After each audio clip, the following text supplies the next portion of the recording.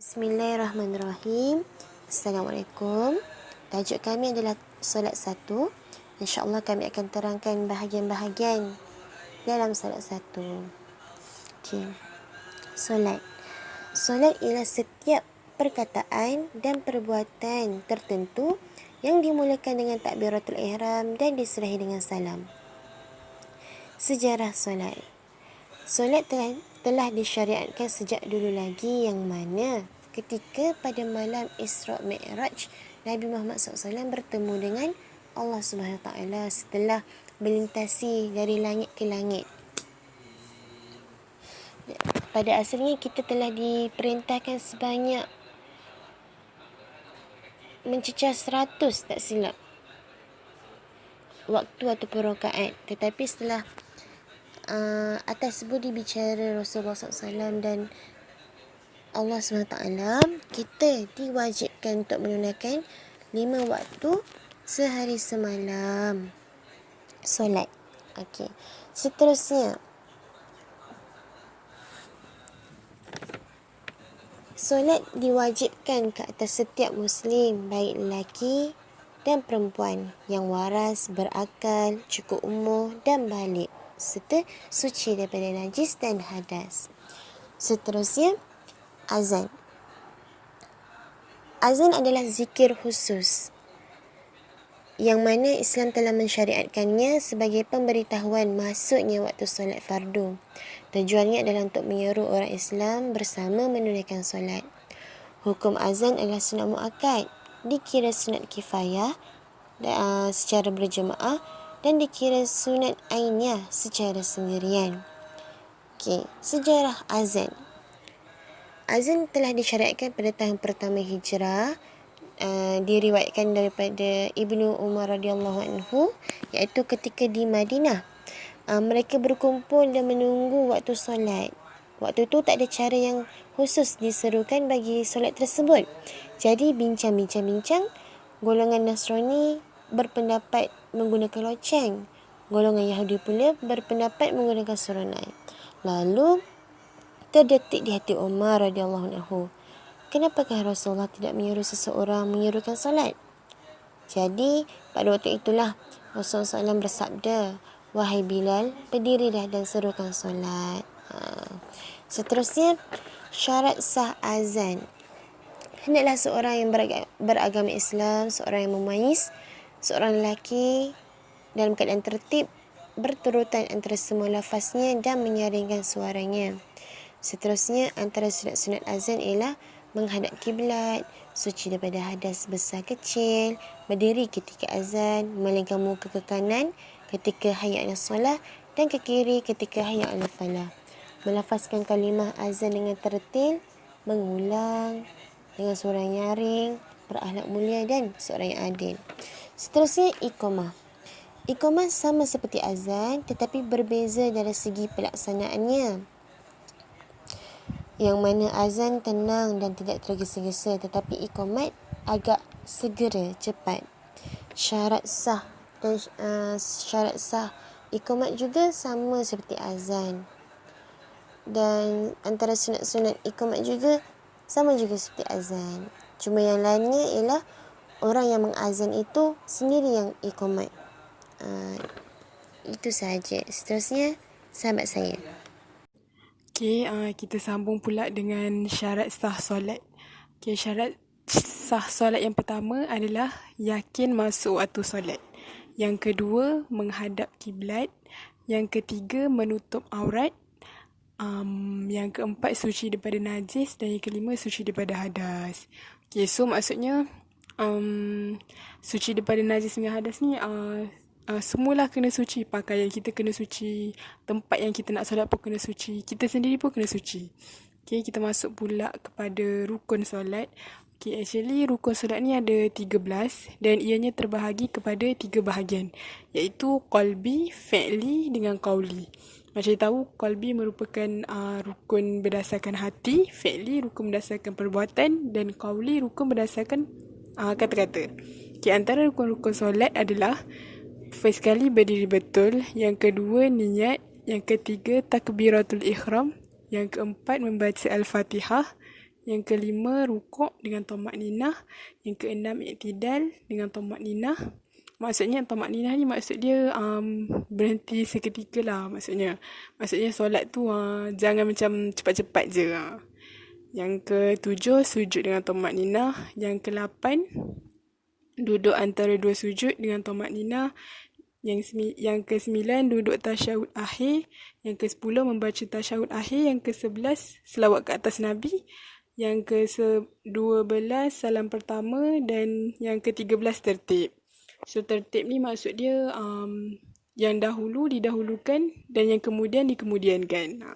Mana yang perlu dahulu kita dahulukan lah. Yang kemudian kita kemudiankan. Okey, kita masuk seterusnya pula adalah sujud sahwi dengan sujud tilawah. Okey, sujud sahwi ni merupakan 2 kali sujud yang dilakukan oleh orang yang solat untuk menggantikan kesalahan yang terjadi dalam solatnya kerana terlupa. Okey, hukum sujud sahwi ni adalah sunat jika terjadinya perkara-perkara berikut. Okey, first kali tertinggal sunat ab'ad.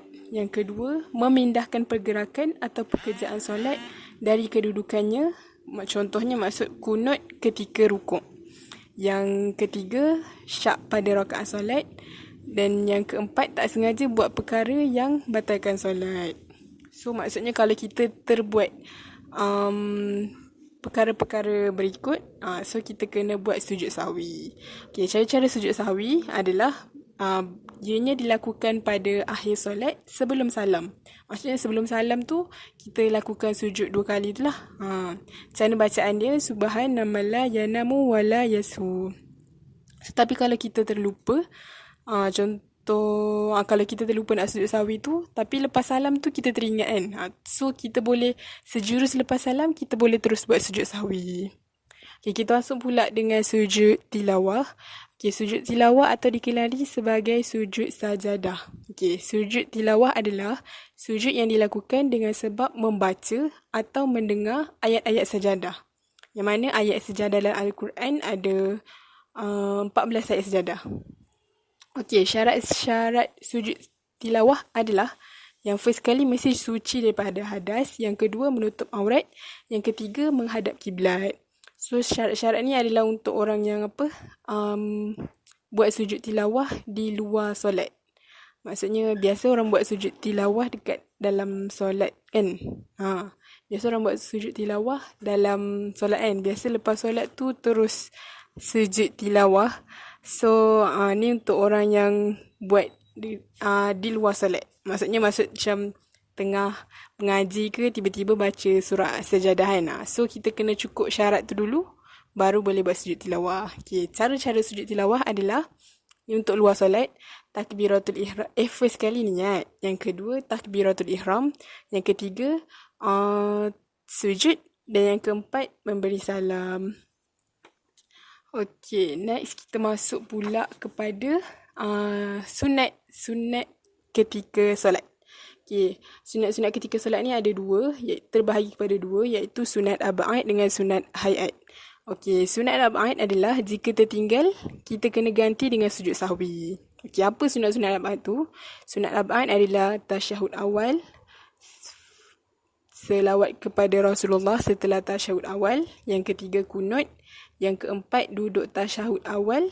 Yang kelima, selawat ke atas keluarga Rasulullah selepas tasyahud akhir. Ini merupakan sunat ab'ad. So kalau kita tertinggal, kita kena gantikannya dengan sujud sahwi. Okay, kita masuk pula dengan sunat hayat. Okay, sunat hayat ni adalah jika tertinggal, kita tak perlu ganti dengan sujud sahwi. So kalau kita tertinggal pun tak payahlah kita nak buat sujud sahwi. Okay, sunat hayat ni banyak. Okay, antaranya membaca doa iftitah, membaca isti'azah, membaca surah Al-Quran selepas Al-Fatihah. Ada banyak lagi lah. So sunat hayat ni ada dalam 14. So kalau kita tertinggal, kita tak payah nak buat sujud sahwi, nak gantikannya dengan sujud sahwi. Tak payah. Okay, next kita masuk pula dengan makruh solat. Okay, makruh solat yang pertama adalah memejamkan mata. Yang kedua, baca surah tidak ikut turutan. Yang ketiga, solat di tengah jalan. So kalau nak solat tu kita carilah tempat yang sesuai, yang sesuai lah, bukan tempat orang lalu lalang, bukan tengah jalan. So pastikan kita solat tu selesa lah. So seterusnya kita masuk pula kepada perkara-perkara yang membatalkan solat. Okey, perkara-perkara yang membatalkan solat yang pertama adalah bercakap dengan sengaja. Yang kedua, kedatangan hadas. Yang ketiga, mengubah niat. Yang keempat, terkena najis. Yang keenam, terbuka aurat. Yang ketujuh, membelakangi kiblat. Yang ke-8, makan atau minum. Yang ke-9, murtad. So, perkara-perkara semua ni adalah perkara yang membatalkan solat. So, kalau kita buatnya, so batal lah solat kita. Tapi kalau terbuka aurat sikit, lepas tu cepat-cepat kita tutup, tak apa. Tak batal solat tu. Okay, kita masuk pula kepada beza solat lelaki dan solat perempuan. Okay, solat lelaki ni dari segi takbir, diorang biasa kan renggangkan tangan, kena renggangkan. Kena macam kembangkan tangan diorang tu. Tapi kalau perempuan kena rapatkan waktu takbir. Yang kedua dari segi sujud pula, lelaki pehanya kena direnggangkan. Tapi kalau perempuan, peha tu kena dirapatkan waktu sujud. Dari segi menyaringkan bacaan, lelaki boleh menyaringkan bacaan. Tapi perempuan tak boleh kan. So dari segi nak menegur imam, lelaki boleh tegur imam sekiranya imam lupa dengan membaca subhanallah. Tapi kalau perempuan, dia hanya boleh tegur imam dengan menepuk tangan kiri je. Dia tak boleh nak bersuara ke, tak boleh. Dia hanya boleh menepuk dengan tangan kiri saja. Okey, itu saja untuk solat 1. Okey, sekian, terima kasih.